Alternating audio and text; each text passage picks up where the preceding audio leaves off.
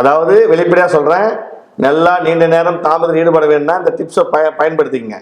கட்டி பிடிச்சி நல்லா அன்பாக தூங்கிடுங்க. அவங்களும் தூங்கிடணும், நீங்களும் தூங்கிடணும். கரெக்டாக 4 மணிக்குலேருந்து 4:30 மணிக்கு அலாரம் வச்சுக்கோங்க. 4 to 4:30 அலாரம் வச்சுக்கோங்க. 4:30 மணிக்கு நீங்கள் ஏஞ்சி மவுத் வாஷ் பண்ணிவிடுங்க. ஏன்னா மவுத் வாஷ் பண்ணாமல் செக்ஸ் பண்ணக்கூடாது. ஏன்னா கிருமிகள் இன்ஃபெக்ஷன் ஆகும். நீங்கள் முத்தம் கொடுப்பீங்க, வாயில் செய்வீங்க. அதால் மவுத் வாஷ் பண்ணிவிடுங்க. பண்ணிவிட்டு 4:30 மணிலேருந்து 5:30 மணிக்குள்ளே இந்த 1 மணி நேரத்தில் நீங்கள் செக்ஸ் பண்ணி பாருங்கள். ஒரே நிமிஷத்தில் விந்து அவுட் ஆச்சு இல்லையா, அவங்களுக்கு மினிமம் 5 நிமிஷம் டைம் கிடைக்கும். ஏன் 5 நிமிஷம் டைம் கிடைக்குன்னா, நீங்கள் ஆஃபீஸ்லேருந்து வந்து செக்ஸ் பண்ணும்போது உங்களுக்கு மன அழுத்தத்தில் வருவீங்க. மன அழுத்தம்னா ஆஃபீஸில் அதிகமான ஒர்க் இருக்கும், ட்ராவலிங் வரும்போது உடம்பு பாடி ஹீட் இருக்கும். அந்த பாடி ஹீட்டில் என்ன ஆகும், விந்து நீத்து போயிடும்.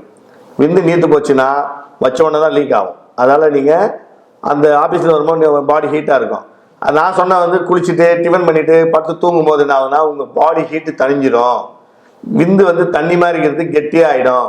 கெட்டியாகிற விந்து எப்பவுமே லேட்டாக தான் வருமோ தவிர சீக்கிரமாக வராது. ஆனால் தண்ணி மாதிரி இருக்கிறது கட்டி பிடிச்ச உடனே வந்துடும், நீத்து போய் வந்துடும். அதால் அந்த 4:30 மணிலேருந்து 5:30 மணிக்குள்ளே 1 மணி நேரத்துக்கு நீங்கள் செக்ஸ் பண்ணி பாருங்கள். கமெண்டில் போடுங்க, ஆமாம் சார் நீங்கள் சொன்னது உண்மைதான். மினிமம் 15 நிமிஷம் நீங்கள் செய்வீங்க, சீக்கிரம் வரவே வராது.